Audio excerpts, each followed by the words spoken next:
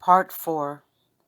I will spare you a description, said my wife, of our first day's occupations. Truth to tell, sorry, truth to tell, I spent the time chiefly in anxious thought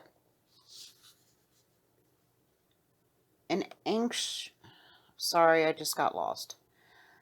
And watching your progress and signals. I rose very early this morning, and with the utmost joy perceiving your signal that all was right, hastened to reply to it. And then, while my sons yet slumbered, I sat down and began to consider how our position could be improved. For it is perfectly impossible, I said to myself, to live much longer where we are now. The sun beats burningly the lifelong day, and on the bare rocky spot our only shelter is this poor tent, beneath the canvas of which the heat is even more oppressive than on the open shore. Why should not I and my boys exert ourselves as well as my husband and Fritz? Why should not we too try to accomplish something useful? If we could but exchange this melancholy and unwholesome abode for a pleasant shady dwelling place, we should all improve in health and spirits. Among those delightful woods, groves, where Fritz, his father, saw so many charming things, I feel sure there must be some little retreat where we could establish ourselves comfortably. There must be, and I will find it. By this time the boys were up, and I observed Jack very quietly and busily occupied with his knife about the spot where Fritz Jackal lay. Watching his proceedings, I saw that he had cut two long narrow strips of the animal skin, which he cleaned and scraped very carefully, and then taking a handful of great nails out of his pocket, he stuck them through the skin's point outwards, after which he cut strips of canvas sailcloth twice as broad as the thongs, doubled them. I laid them on the raw side of the skin as to cover the broad flat nail heads. At this point of performance, Master Jack came to me with the agreeable request that I would kindly stitch the canvas and moist skin together for him. I gave him needles and thread, but could not think of depriving him of the pleasure of doing it himself. However, when I saw how humoredly he perceived the work with his awkward, unskilful fingers, I took pity upon him, and conquering the disgust I felt, finished lining the skin dog collars he had so ingeniously contrived.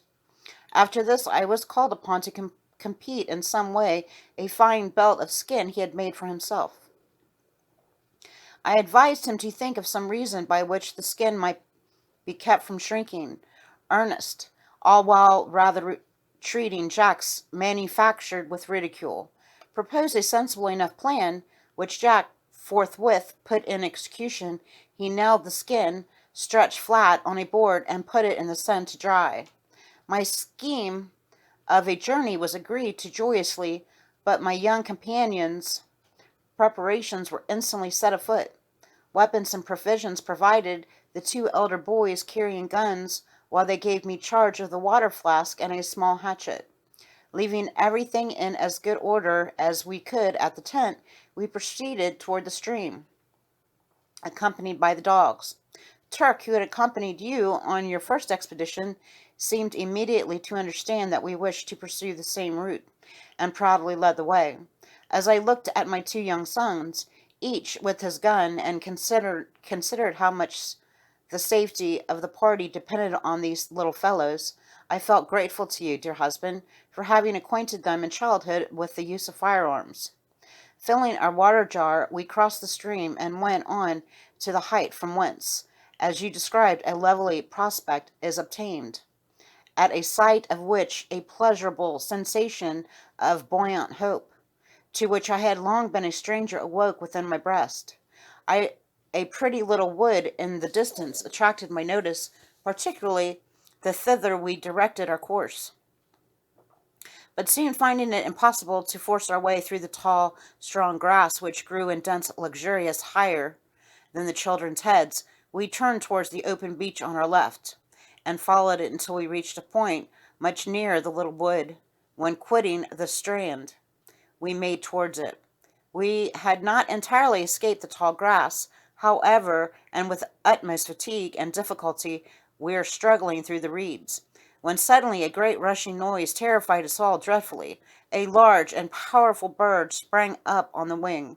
Both boys attempted to take aim, but the bird was far away before they were ready to fire. "Oh dear, what a pity!" exclaimed Ernest.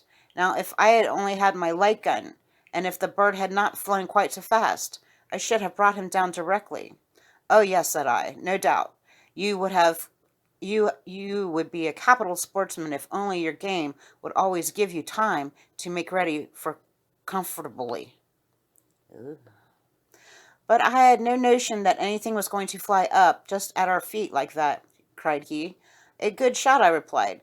"Must be prepared for surprises. Neither wild birds nor wild beasts will send you notice that they are about to fly or to run." "What sort of bird can it have been?" inquired Jack. "Oh, it certainly must have been an eagle," answered little Franz. "It was so very big." "Just as if every big bird must be an eagle," replied Ernest, in a tone of derision. "Let's see where he was sitting, at all events," said I. Jack sprang towards a place, and instantly a second bird, rather larger than the first, rushed up into the air with the most startling noise. The boys stood staring upwards, perfectly stupefied, while I laughed heartily, saying, "Well, you are the first-rate sportsman, to be sure. You certainly will keep my larder famously well supplied." As at this, Ernest colored up and looked inclined to cry, while Jack put on a comical face, pulled off his cap, and with a low bow, called after the fugitive, "Adieu for the present, sir. I live in hopes for another meeting."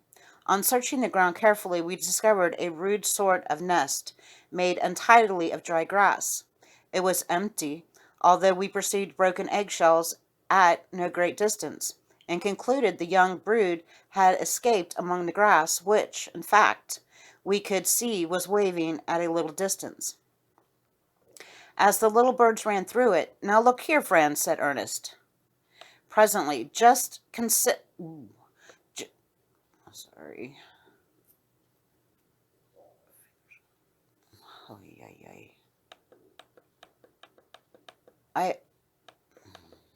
Oh my gosh, where'd the page go?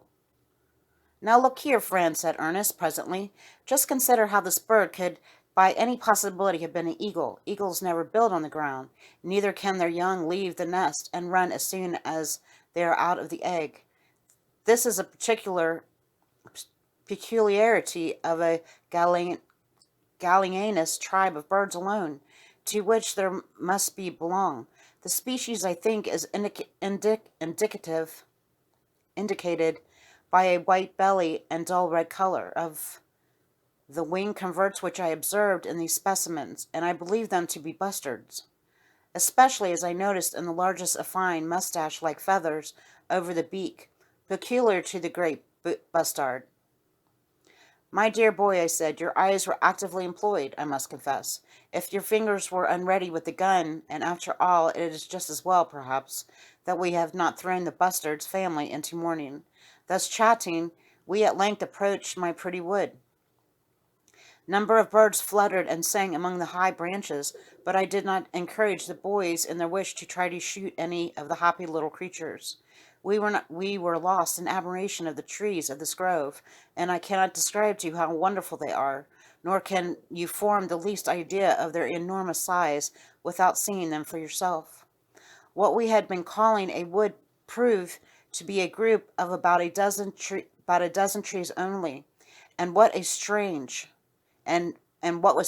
the roots sustained the massive trunks, exalted in the air, forming strong arches and props and stays all around individual stem, which was firmly rooted in the center. I gave Jack some twine and scrambled up one of the curious open air roots. He succeeded in measuring round the truck itself, and made it out to be about 18 yards. I saw no sort of fruit, but the foliage is thick and abundant, throwing delicious shade on the ground beneath, which is carpeted with soft green herbage, and entirely free from thorns, briars, or bushes of any kind. It is the most charming resting place that was ever seen, and I and the boys enjoyed our midday meal immediately in this glorious palace of the woods, so grateful to our senses after the glare and the heat of our journey thither. The dogs joined us after a while. They had lingered behind on the seashore, and I was surprised to see them lie down and go comfortably to sleep without begging for food, as they usually do when we eat. The longer we remained in this enchanted place, the more did it charm my fancy, and if we could but manage to live in some sort of dwelling up among the branches of those grand noble trees, I should feel perfectly safe and happy. It seemed to me absurd to suppose we should ever find another place half so lovely. So I determined to search no further, but return to the beach and see if anything from the wreck had been cast up by the waves, which we could carry away with us. Before starting, Jack persuaded me to sit quietly in a little longer, and finish making his belt and the spike collar for the dogs. For you must know that the child had actually been carrying the board on which these were stretched all this time, so that they should get the full benefit of the sun, as they were now quite dry. I com- I completed them easily, and Jack girded on the belt with great pride, placing his pistol in it, and marching about in the most self-important style, while Ernest fitted the collars on the two dogs. On reaching the shore, we found it strewed with many articles, doubtless of value, but all too heavy for us to lift. We rolled some casks, however, beyond high water mark, and dragged a chest or two also higher on the beach, and while doing so observed that our dogs were busy among the rocks. They were carefully watching the crevices and pools, and every now and then would pounce downwards and seize something which they swallowed with apparent relish. "They are eating crabs," said Jack. "No wonder they don't seem hungry lately." And sure enough, they were catching little green crabs with which the water abounded. These, however, did not apparently entirely satisfy them. Some time afterwards, just as we were about to turn inland towards the ford, we noticed that Juno was scraping in the sand, and turning up some round substance which she hastily devoured. Ernest went to see what these were, and reported in his calm way that the dog had found turtle eggs. "Oh," cried I, "then let us by all means share in the booty." Miss Juno, however, did not at all approve of this, and it was with some difficulty that we drove her aside while we gathered a couple dozen of the eggs, stowing them in our provision bags. While thus employed, we caught sight of a sail which appeared to be merrily approaching the shore beyond the cliffs. Ernest declared it must be our raft. Little Franz, always having the fear of savages before his eyes, began to look frightened, and for a moment I myself was doubtful what to think. However, we hastened to the stream, and crossing it by the stepping stones, came in sight of the landing place, where we joyfully met you. Now, I hope you approve of all the proceedings of your exploring party, and that tomorrow you will do me the favor of packing everything up and taking us away to live amongst my splendid trees. "Ay, little wife," said I, "so that is your idea of comfort and security, is it? A tree, I do not know how many feet high, on which we are to perch, and roost like little birds. If we had but wings or a balloon, it would, I own, be a capital plan." "Laugh as much as you like," returned my wife. "My idea is not so absurd as you make it out. We should be safe up from the jackals' visits during the night, and I know I have seen at home in Switzerland quite a pretty arbor with a strong floor up among the branches of the lime tree, and we went up a staircase to reach it. Why would we not contrive a place like that, where we could sleep safely at night? I will consider the idea seriously, my wife," said I. "Perhaps something may come of it, after all. Meantime, as we have finished supper, and night is coming on, let us commend ourselves to the Almighty protection and retrieve to rest." Beneath the shelter of our tent, we all slept soundly as marmots, until the break of day, when my wife and I, awaking, took counsel together as to future proceedings. Referring to the task that she had the previous evening proposed for me, I remarked that to undertake it would involve so many difficulties that it was highly necessary to look closely into the subject. In the first place, said I am unwillingly hasty to quit a spot to which I am convinced we were led as a landing place. See how secure it is, guarded at all sides by these high cliffs, and accessible only by the narrow passage to the ford, while from this point it is easy to reach the ship, that the whole of its valuable cargo is at all disposal. Suppose we decide to stay patiently here for the present, until at least we have brought on shore everything we possibly can. I agree with you to a certain extent, dear husband, replied she, but you do not know how dreadfully the heat among the rocks tries me. It is almost intolerable to us who remain here all day while you and Fritz are away out at sea, or wandering among the shady woods, where cool fruits refreshed and fair scenes delight you. As to the contents of the ship, an immense deal has been cast ashore, and I would much rather give up all the remainder and be spared the painful anxiety it gives me when you even talk of venturing again on the faithless deep. Well, I must admit there is much right on your side, I continued.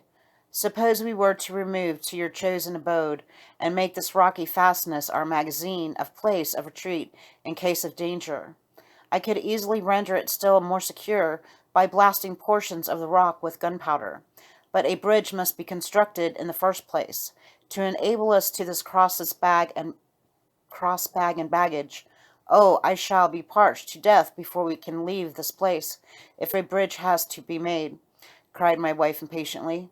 Why not just take our things on our backs and wade across as we have done already? The cow and the donkey could carry a great deal, and they will have to do, in whatever fashion we make the move, said I. But bags and baskets we must have to put things in, and if you will turn your attention to providing those, I will set about the bridge at once. It will be wanted not once, but continually. The stream will probably swell and be impassable at times, and even as it is, an accident might happen. Well, well, cried my wife, I submit to your opinion. Only pray set about it will without delay, for I long to be off. It is an excellent idea to make a strong place among the cliffs here, the gunpowder especially. I shall be delighted to see stored here when we go away, for it is frightfully dangerous to keep so much as we have so close to our habitation. Gunpowder is indeed the most dangerous, and at the same time the most useful thing we have, said I, and for both of these reasons we must be especially careful of it. In time I will hollow out a place in the rock where we can store it, safe from either fire or damp. By this morning's consultation we had settled the weighty question of our change of abode, and also chalked out work for the day.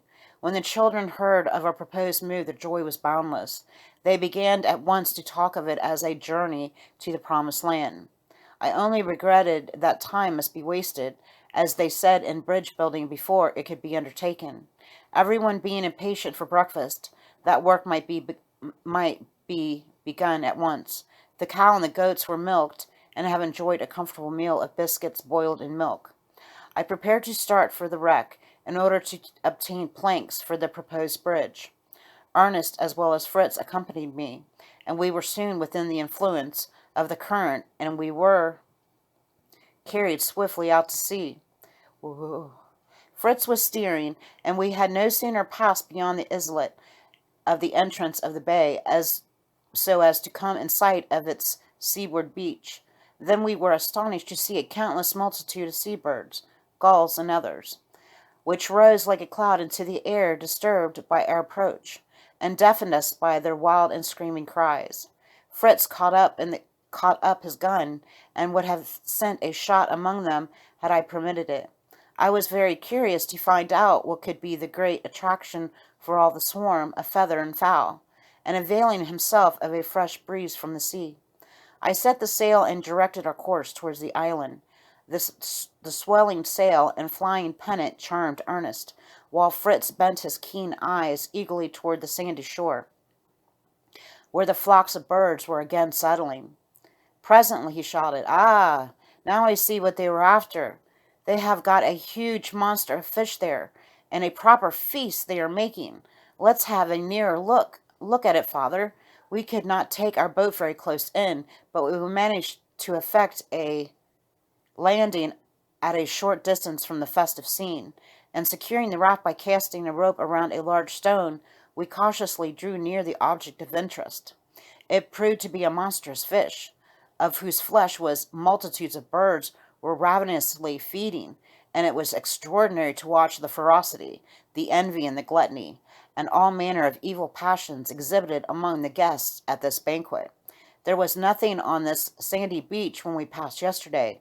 I am certain, father, said Fritz. It seems strange to see this creature stranded here. Why, Fritz, cried Ernest. It must be a shark. Your shark, you know. I believe I can see where you hit him in the head. You are right, I do believe, Ernest, said I, though I think your imagination can only distinguish the gunshot wound among all the pecking and the tearing of the voracious birds there. Just look, boys, at the terrific jaws beneath the strangely projecting snout. See the rows upon rows of murderous teeth, and thank God we were delivered from them. Let us try if we can induce these greedy birds to spare us a bit of the shark's skin. It is extremely rough, and when dry may be used like a file. Ernest drew the ramrod from his gun and charged so manfully into the crowd that, striking right and left, he speedily killed several, whilst most of the others took to flight. Fritz detached some broad strips of skin from his knife, and we returned towards the boat. Perceiving with satisfaction that the shore was strewn with just the sorts of boards and planks I wanted, I lost no time in collecting them, and forming a raft of tow after us, we were in a short time able to direct our course homeward, without visiting the wreck at all. As we sailed along extremely well pleased with our good fortune, Fritz, by my direction, nailed part of the shark's skin flat on the boards to dry in the sun, and the rest on the rounded mast. Will that be a good idea, father? Inquired he. It will be quite bent and crooked when it hardens. That is just what I want it to be, said I. We may happen to find it useful in that form as well as flat. It would be a beautiful shagreen, with which you could smooth and polish wood. Rough leather uses like sandpaper, I thought, remarked Ernest. The shagreen was made from asses' hides, and you thought rightly, said I. The best shagreen is prepared in Turkey, Persia, and Tartary, from the skins of horses and asses. In these skins the roughness is produced artificially, while the skin is newly flayed and still soft. Hard grains of corn are spread on the undersurface and pressed into it as it dries. These grains are afterward removed, and the roughness imparted to the appearance of the skin remains indelibly. Shagreen is useful in polishing joiners' work, and it is made in France from the rough skin of the hideous creature called the angelfish. Angelfish, exclaimed Fritz. What a name to give to anything hideous, father. There are bad angels as well as good ones, observed Ernest, in his dry and quiet way. It is better to leave people to see for themselves which is meant. By this time we were close in to the shore, and lowering the sail, we soon had our craft with the raft in tow, safely moored to the bank. No one was in sight, not a sound to be heard. So with entitled voice we gave a loud, cheery "Hello!"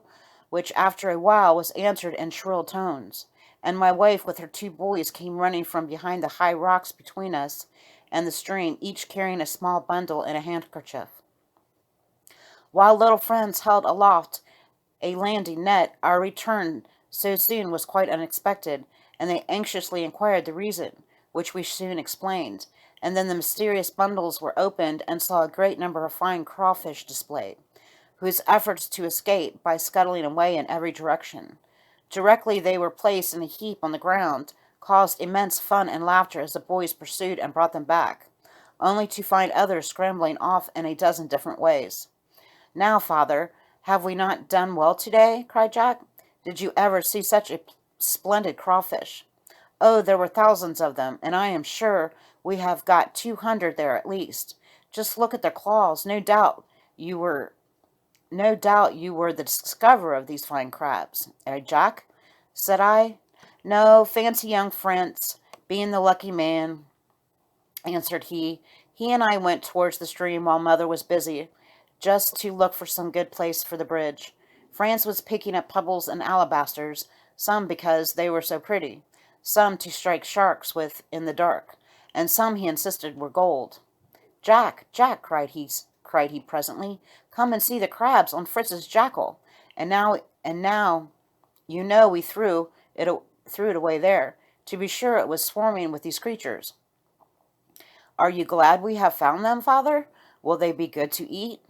"Very excellent, my boy. We may be thankful that food for our wants is thus provided day by day." When each party had related the day's adventure, and while my wife was cooking the crawfish, we went to bring our stores of planks to land. Even this apparently simple operation required thought, and I had to improvise rope harnesses for the cow and the donkey, by which we could make them drag each board separately from the water's edge to the margin of the stream. Jack showed me where he thought the bridge should be, and I certainly saw in a better place, as the banks were at the point tolerably close to one another, steep and of equal height. "How shall we find out if the planks are long enough to reach across?" said I. "A surveyor's table would be useful now." "What do you say to a ball of string, father?" said Ernest. "Tie one end to a stone, throw it across, and then draw it back and measure the line." Adopting my son's idea, oh gosh, I lost my place again. Adopting my son's idea, we speedily ascertained the distance across to be 18 feet.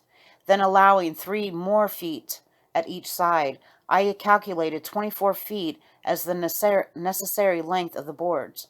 The question as to how the planks were to be laid across was a difficult one. We resolved to discuss it during dinner, to which we were now summoned.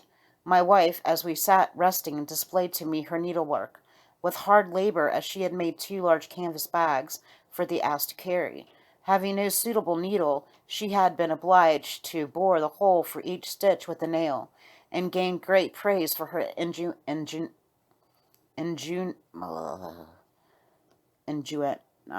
impatience. Dinner was quickly dispatched, as we were all eager to continue our engineering work. A scheme had occurred to me for conveying one end of the plank across the water, and I set about it in this way. There, fortunately, were 1 or 2 trees close to the stream on either side. I attached a rope pretty near one end of the beam, and slung it loosely to the tree beside us. Then, fastening the long rope to the other end, I crossed with it by means of broken rocks and stones, and having a pulley and block, I soon arranged the rope on the strong limb of the opposite tree, again returning with the end of our own side.